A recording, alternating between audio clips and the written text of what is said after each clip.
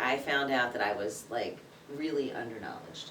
And I spent all this time, I had been a grower for years, I was really quite good at it, but apparently I did not know how to dry and cure. And I didn't know, because how would you know? It just came so easy out there.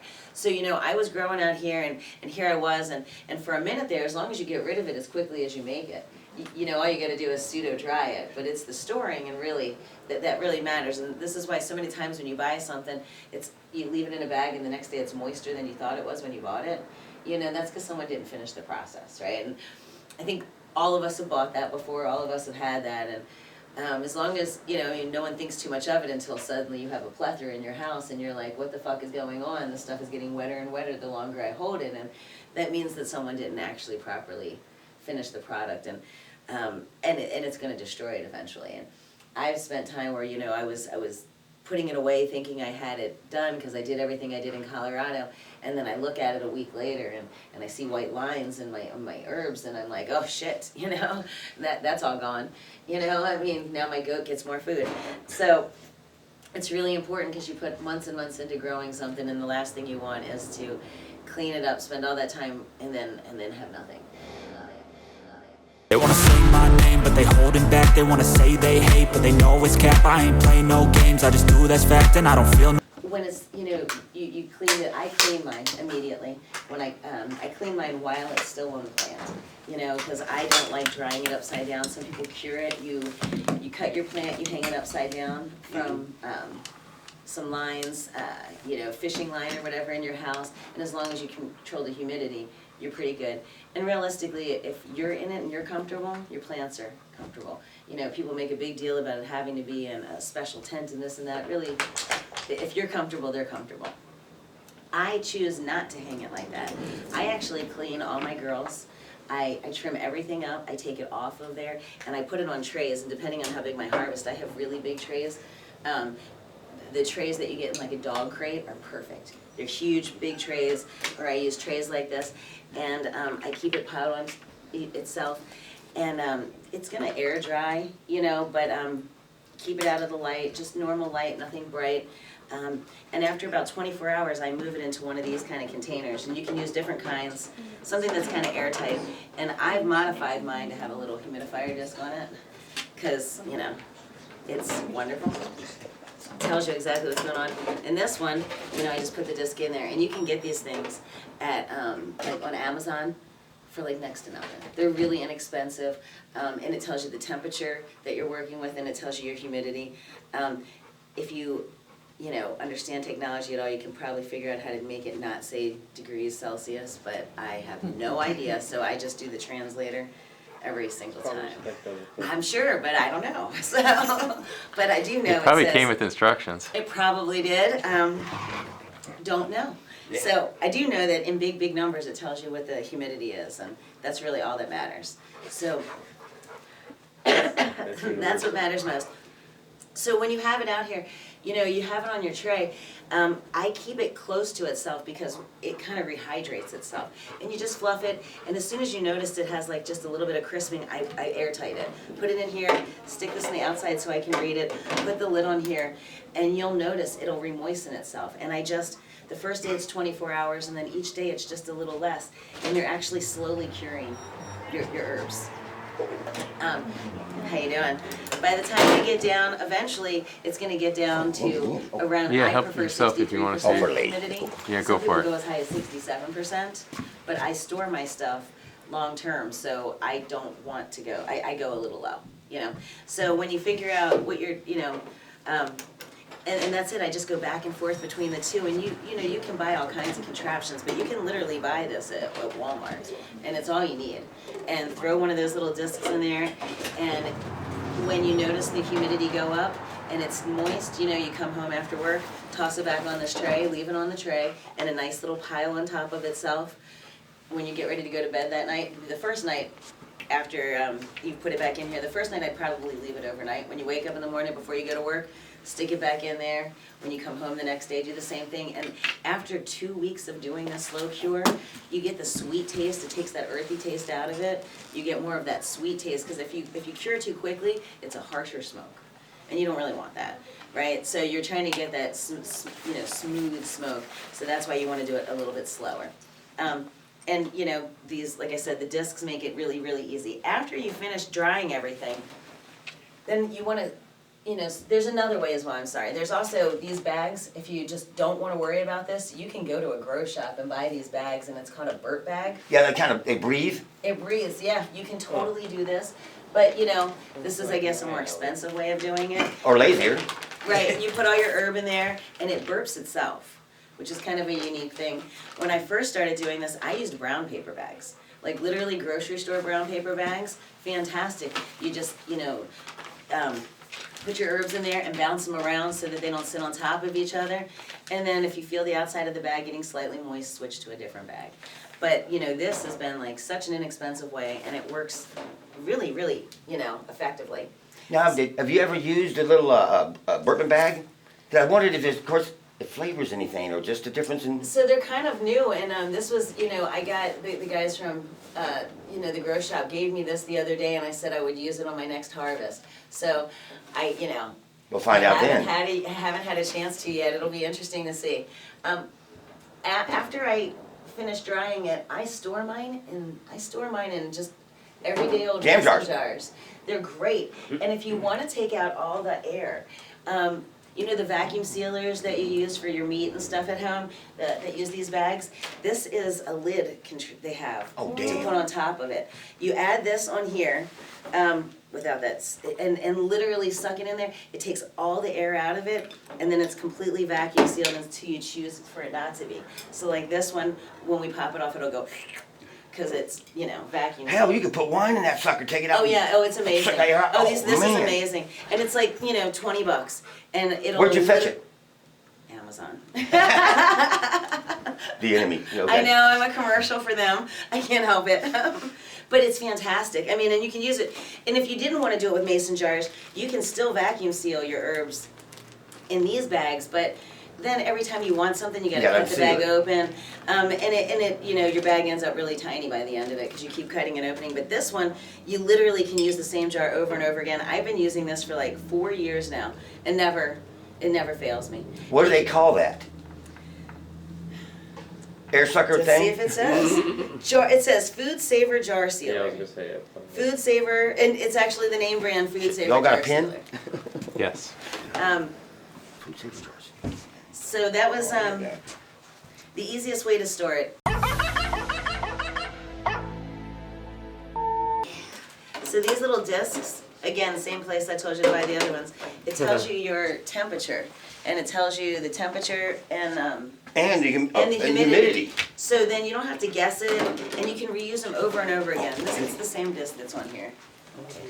Oh, okay, that's got a hole in it. I just cut it because I was, creative, yeah, okay. probably really high one night and didn't, have anything else to do, and was like, well, let me cut a hole in there. That'll be fun. Or like I'm done open stand. Wait, like you make it better, dude. Hear me out. I used to forget, and when I would put these in the jars, I would toss them in the jar and not think about the fact that they need to be sitting like this so I could see them. So then of course I'd have it full of stuff, and then I'm like, I can't, and you're not trying to open it over and over again. You're opening it when you want it opened, and not a whole lot of extra time. The whole point is, you're pulling the moisture out of the center of the bud to the outside of the bud, so that you get that slow, full dry. Otherwise, you're going to have a very center moist bud, and that's where you end up getting rot, and you don't want that.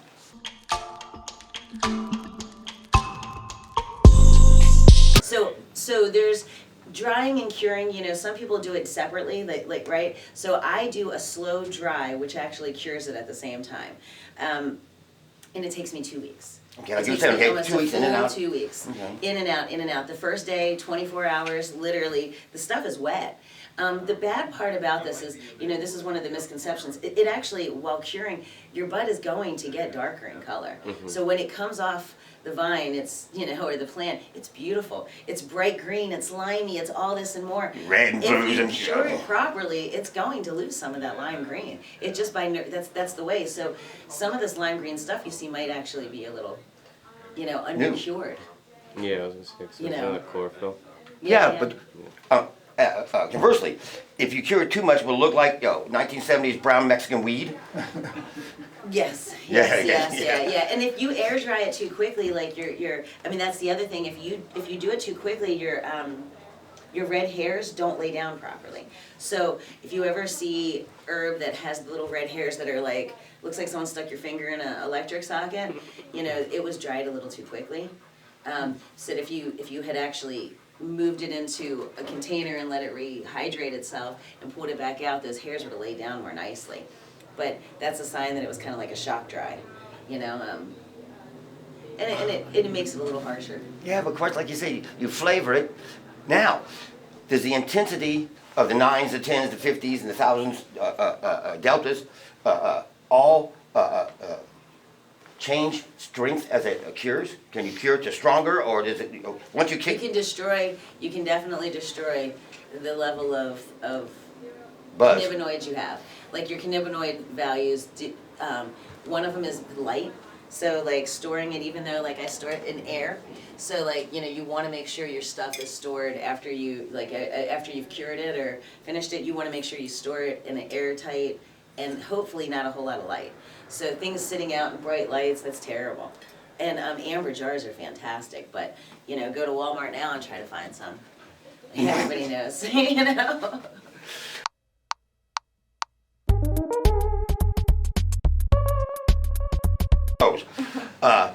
But my basic question is, when is it time to start trimming? So, Does it get free samples? Have you seen any yellow hair? I mean, golden hairs yet? Are your hairs changing? I'll show you a picture though. She's about this big. She's still green. It's the one we got the last class. Oh, she's not ready. Oh no! No. I was just wondering, do I wait till next June, or she's going to be a house plant? So it's kind of like, okay, it's a total experiment. So have you been topping her? Do you top her? No. She's still like this big. Okay, but so when her nodes grow, you can top, and then they'll grow more. Okay. You'll get more tops. Nodes being the other leaves when they pop up. So, do you know what fertilizer you're using? What did you decide? Did you go organic? You're using Well, I went dummies for dope. Okay, I went up to the fifth season. I said, okay, what do you got small? And it was a Happy Frog. So I just poured Happy Frog in a jug, and it had the roots about getting this long, and that little pad we had. I said, okay, and I stuck it in there, and it looks like it's happy. Nice. It's a happy frog. So, but yeah, see the fine tuning. This is the first time I've ever tried to grow anything. Okay. And what light are you using? Are you just using a fluorescent for now? No. It's a house plant. So it sits by the fireplace at nighttime because it's getting cold. And then it's sitting in the window right now because it was too cold to put it outside. When I get home, I put it outside, and when it gets cold, I put it back in. Okay. I'm thinking about getting that little baby Grolux light and put over like maybe for later when he can't go outside. So I have always kept mine under a light because I want it to grow as big as possible. So at some point, because it's not getting enough hours of light, it'll start making bud on its own, more than likely, because you're cutting off its light. That one's it's a photo. So as soon as you at some point don't give it enough light, it fears death and starts budding itself. That's just. So you can have a little Smurf buds, just like a little, Yeah, for like hors d'oeuvres, yeah. at parties and stuff. Oh man. Yeah. So if you want it to keep it through the, just keep it going, you got to give it a little more light. Okay. And it can just be as simple as like a fluorescent light, like fluorescent shop lights from Lowe's or whatever. I mean, that's a simple way to keep them going, and you just keep them, very close so that they don't stretch, because you don't want your plants to stretch either. If they stretch, then there's too much space. And that's reaching for the between light nodes. when they stretch. That's right. You want them to have, their nodes nice and close, because that way they can spread out more, and you can get more colas that way. They have like Colas lights, bean. too. The big buds on top. So if you top it, when every time the plant gets a new set of leaves, you're going to be able to top it, and if you top it, then it'll grow in two ways, right? But if it's reaching for the light, then there's a long space in between those nodes, and you don't really want that. You'd like them to be kind of close together, and that way when you cut them, they branch off here instead of super far away.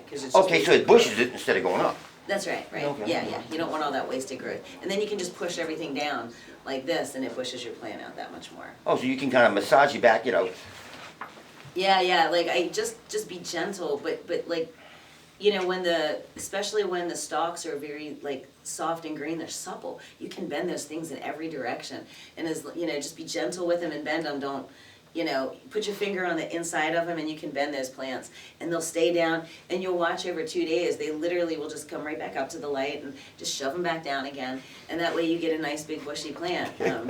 I mean, your planter's probably this big around, and then you're gonna have your plant, your girl can go out way further than that. I mean, that's your goal, because the more you only are gonna get so much space in your canopy.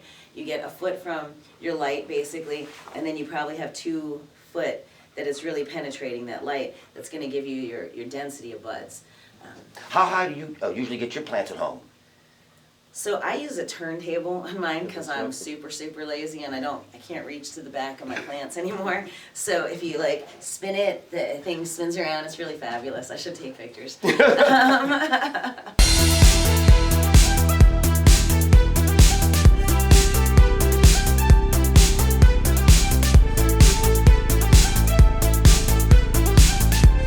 Any other questions? When you're using your sodium lights, Uh-huh. when you first get it going, how long does it take before you actually start trimming to cure? About 6, How long 8 does it take weeks? me to, from when I change the light cycle? No, from baby plant to smoking plant. 6 months. Yeah, okay, that's what I figured, yeah. So. The boys in here were talking about, they were getting, what, 6 or 7 weeks sometimes out of this? So that's, I think it's 3 to 4 months, and that's everything to do with they're using an autoflower plant. So an autoflower automatically decides that it's going to start budding, irregardless of the light. And I think it's because they have a ruderalis plant mixed in with their genetics. And then it does everything for you. Like, it has to have light, but it doesn't, you don't switch the light cycle off. It really is kind of like cannabis for kindergartners.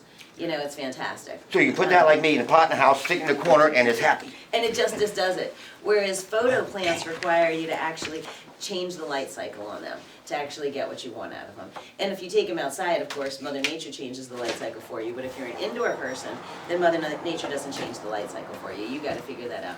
And I've always done 12 and 12, but a lot of people are a big fan of the 14-10 because, and 14 off, 10 on, because I guess just like us, as soon as you lay down doesn't mean you fall asleep. So that's a period for the plant to wind down and all that kind of stuff. So people claim that you actually need that. I didn't do it that way, but I've heard a lot of people say that, I'm wrong. So, maybe that's it. Well, 10 experts hours got on, everything. 10 hours on, 14 hours off, that gives it 2 hours. Because when you turn your light off, it's not immediately off. It still has that dimming thing going on. It's kind of like a reddish hue in the room, and then it takes a little while, and I guess it takes a little while for the plants to sun is chill kind of out. based on sodium, so you kind of like, you don't want to break the sucker, but. Right. Using that. What do I use? Yeah, like a trellis net. Yeah, I use a trellis net, and I have one. When you I just use start 'em in- PVC, and I used PVC. And like screws. I used the little eye hooks on the ends. I made little eye hooks on there, and then stretched a. String basically. We tried it originally. The first time, I guess, for the longest of times, I just used Zip ties. zip ties, because then you can tighten them whenever you want. What do you use the trellis for? To hold your plants up, Yeah, because 'cause they it's grow To back. train your plants. Yeah, so it has So when some she's of the, like, talking lean up. about like Yeah, bush knocking them down, pushing them down, they only can get as far as the net. You Well, for a know, long time. You're they straining will grow. them. They will Oh, grow okay. straight up through that net, and then you just. I don't use the net until after the buds start though. So when I'm first That's what I'm training gonna them, I do that on my own. But when you start getting buds, it's gonna break it. It's gonna break your stems, because most of us are not growing them long enough, strong enough to have heavy duty stems for the buds that we're gonna create, because we're not trying to waste nutrients on that. So you gotta have something help them. So it's kind of like your rose trellis or something, only I use literally a canopy, and I use a 5 foot by 5 foot PVC, because my light, basically, I have a 5 foot by 5 foot area, and I made a square out of it with regular PVC tubing. Initially, I used the zip ties, drilled holes in the edge, like every, I think it was 3 or 4 inches apart, and used zip ties and then, What were the zip ties holding on to? You were stretching like a net across it? The zip tie goes through the hole in the PVC and then loops to itself. So it's just a loop coming off of it, And and then then you it- tie a string to it and tie it to the opposite end. And the string. So the I was string using goes is straight. like It's just a surveying string. It's just string that and a bright grid go silver- both or the ways. bright Yes, yellow okay, gotcha. silver or yellow surveying string. Oh, It's okay. super cheap. Everyone has it, and I just made a nice little grid out of it. But then I found that eventually I just did it with little eye hooks because the eye hooks were great and I didn't have to Can you replace just them use all the chicken time. wire? If you don't wanna make yourself a fancy pants, you're lazy and, So what you're gonna find Yeah, is you that gotta when it find comes it. time to harvest, they're gonna be Stuck like in there. tied into the string, like literally looped into the string and growing oh, all so through you it. can undo your string, go zip, and that way you don't have to worry about it. Yeah. Or and then even just redo cut your the string, and then redo it next time. Yeah. I got dikes, I can just cut the metal, but, yeah, okay. And certainly Yeah. you could cut, you could pull it out and cut it, but you risk breaking things and losing things at that Yeah, I guess the point. whole idea of this as well is not the old days. The grill, you chop it down, you took it out and you smoked it. You wanna keep the baby going, so you wanna trim it and keep it, keep it happy and I healthy. actually kill mine. I don't actually keep mine going. When I harvest. So yours I are harvest. annual, just one time, Right, yeah, I do clone, and then when I take it to bud, that's it, she buds, and I get as much as I can off of her, and then I clean her in a weekend, I go through all this process over the next 2 weeks, I vacuum seal it, and then that's it, and I smoke her when I'm ready for her. When do you just yank it out of the dirt? I cut mine, I actually, so I don't yank it out of the dirt, this is weird, but I don't want the dirt on my buds. Oh. So, I don't. It's a tidy thing, okay. Yeah, it's a little messy doing all that. And I actually clean right while it's still, I'm an indoor grower, so I'm not sitting outside when it's time to clean. I literally clean right there on the plant. I used to cut, hang it upside down, and sit there and clean. But I found that the plant bounces around and it was like, cleaning my plant and I was dancing with her and I kind of like how rigid it is by having it still tied up or whatever, and then I can sit there and clean it. I cut it out of the net, take it into another part of the house and enjoy myself, sit there and put on a movie, binge watch some Hulu or something and sit there and clean this plant. And then after I then go through all this. But I clean the whole thing, then it's completely done, and I don't reuse my dirt. I used to, I've decided not to because I feel like all the extra minerals inside of it, I can't really control what I'm doing. So I start all over again, and my flower gardens outside are fabulous. Using that dirt, you pour it in the Yep, Oh. yep. So I have like the nicest flowers ever. Now, with the science getting so intense these days on a good old herb, would you think that using, one type of plant in the pot, and you put another different type of seed in there, you're gonna crossbreed just because whatever the plant put in the old dirt? Is that a possibility? Crossbreeding requires a male and a female. So, Or, I guess if a female hermaphrodites, I suppose. But crossbreeding is something you do intentionally, well, I guess it happens accidentally all the time. But no, it can't, it's as through long as I have pollination. two It's females. through then- pollination, or Yeah, you yeah. cut a little stem, you wrap it on somebody. Okay, Right, the right. soil's not gonna do anything really. No, Okay. no.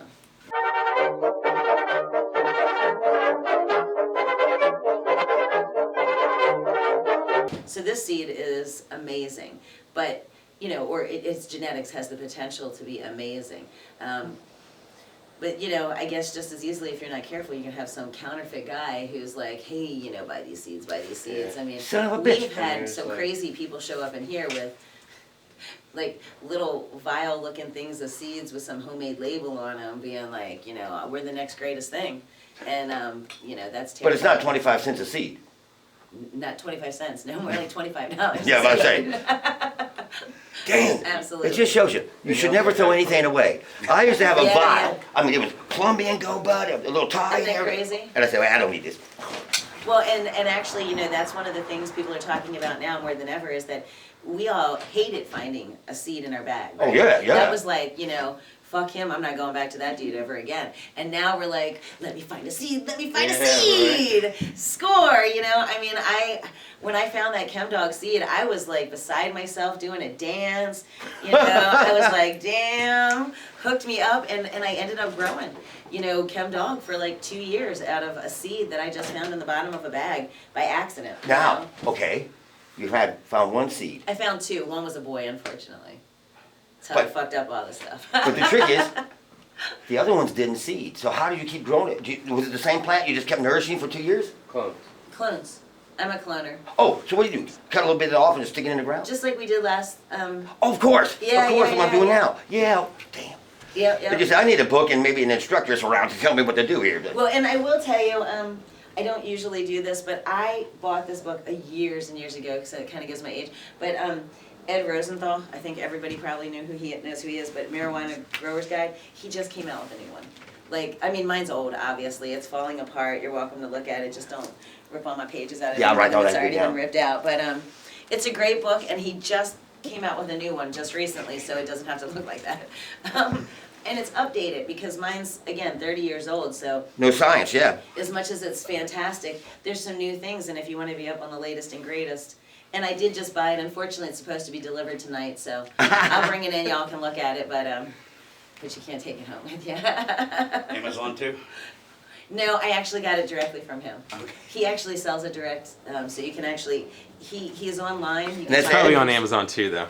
Yeah, probably. But yeah, you can actually go directly to him on social media and buy it from him. So Does he have YouTube stuff out? probably. I don't Hell, know, they might have a Facebook. phone, you just take pictures of every page, that's all you gotta do these days. I'm sure he is. He does everything. Everything. It's kind of neat. 30 years later, he's still relevant. I'm like, whew, there's hope for us. Right. Are you kidding me? Hope arrived on the 1st of July. We were sitting there going, we never thought we'd be alive. You know, maybe my grandchild will plant a pot. You know, one of my, nope, it worked. I made cards and had a party. It's awesome. But So I yeah, was telling you how this works. So, 78, okay. like, I actually vacuum seal this, so. Oh, kind of gives me care. Like, it Ooh, actually ooh. really does Ah, work well. now, Ooh, and may then I I? vacuum sealed my head back in there. We did that, I just want to have a sniff.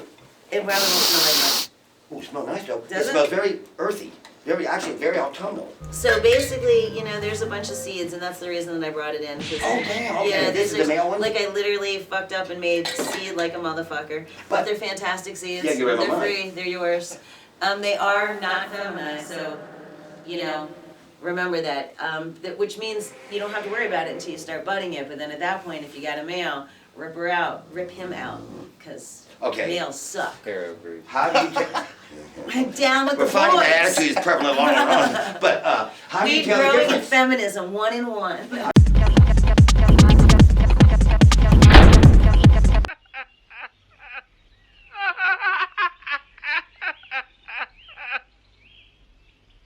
And now for something completely different. Complete novices. That's another one of those things you might Google and Did you check want out some? pictures just so you can get familiar with what they look like. Yeah, but people can it's- Photoshop so much shit these days. It's There's true, a ton of but little seeds in ball there. sacks basically, like in the, Sorry, you know, yeah, where there's a one ton in there. I branch just branches didn't off of a main stalk, If you you wanted to get choose, little but ball it's not sacks really right in worth those smoking. intersections. Just so you know, Above or if, it, below? if it puts its production Below. towards Yeah, they growing hang. seeds, then Okay. Yeah. Now, bud has really neat. if you pay attention and catch that at a certain time, can you know, and of course if I do this, it all it'll probably be scattered around, So but Flav can you catch it is before it starts to a, pollinate something? Yes, but you This have to is a catch new it quick. Flav. That's what I'm This is thinking. a check it every day kind I of mean, thing it for was an sure, accident. especially when So they're my little. female You was know, a just Flav, constantly on my it because male one day it was a won't have any and then the next day you're like, ooh, ball sacks. And Gotcha. Flav is